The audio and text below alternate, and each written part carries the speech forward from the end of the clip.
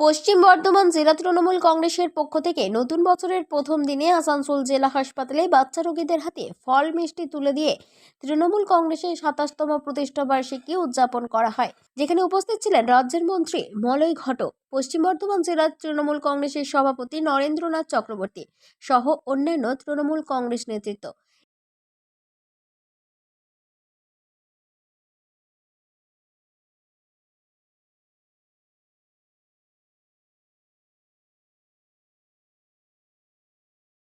এছাড়াও রাহালেন জেলা কার্যালয়ে সাংস্কৃতিক অনুষ্ঠান ও কেক কেটে তৃণমূল কংগ্রেসের প্রতিষ্ঠা বার্ষিকীও উদযাপন করা হয় এই দিন।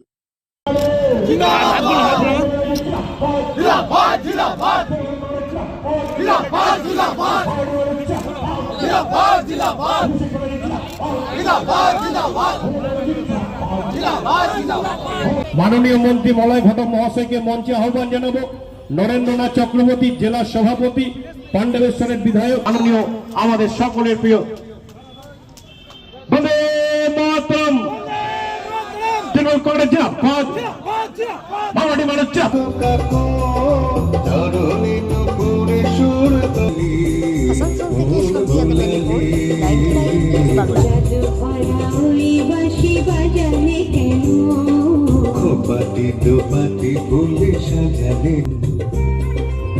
থেকে বহিষ্কার করা হয়েছিল, কারণ তিনি প্রতিবাদ করেছিলেন সেই সময়ে সিপিএম এর যে রাজত্ব, সেই সিপিএম এর সঙ্গে কিছু কংগ্রেসের নেতা যারা সকালবেলায় লড়াই করতেন এবং রাত্রিবেলায় হাতে হাত মিলিয়ে গল্প করতেন।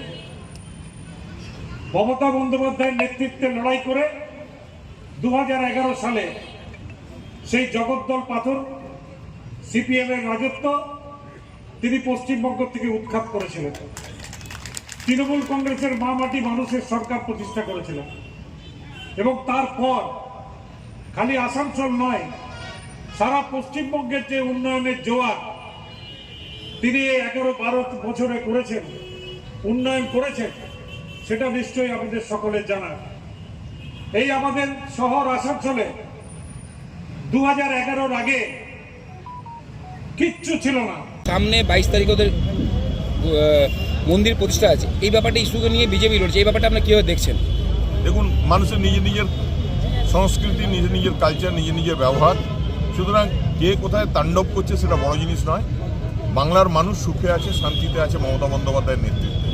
এখানে কোনো রকম উচ্ছৃঙ্খলতা বরদাস্ত করা হবে না। কর্মীদের প্রতি কি বার্তা থাকবে? কর্মীদের প্রতি একটাই বার্তা, মমতা বন্দ্যোপাধ্যায়ের নেতৃত্বে সবাই তৈরি থাকুন, সজাগ থাকুন। বাংলার মেয়েকে দিল্লি পাঠাতে হবে, এই লড়াইয়ে সামিল হন। প্রতিষ্ঠা দিবস উপলক্ষে কি কি আজকে কার্যক্রম আছে আপনাদের?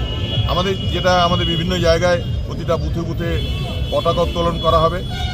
আজকে যুব তৃণমূল কংগ্রেসের পক্ষ থেকে রক্তদান শিবির করা হচ্ছে। ছাত্র পরিষদের পক্ষ থেকে গ্রামে গ্রামে আমাদের যারা পুরনো মাস্টারমশাই আছেন তাদেরকে সংবর্ধিত করা হচ্ছে এবং মাননীয় মন্ত্রী মলয় ঘটকের নেতৃত্বে আমাদের আসানসোলে আমাদের যে জেলা সদর হসপিটাল আছে সেখানে রোগীদের মধ্যে ফল এবং মিষ্টি বিতরণ করা হবে এবং দুর্গাপুরে প্রদীপবাবুর সঙ্গে নিয়ে আমরা ফল ও মিষ্টি বিতরণ করবো দুর্গাপুর সদর হাসপাতালে।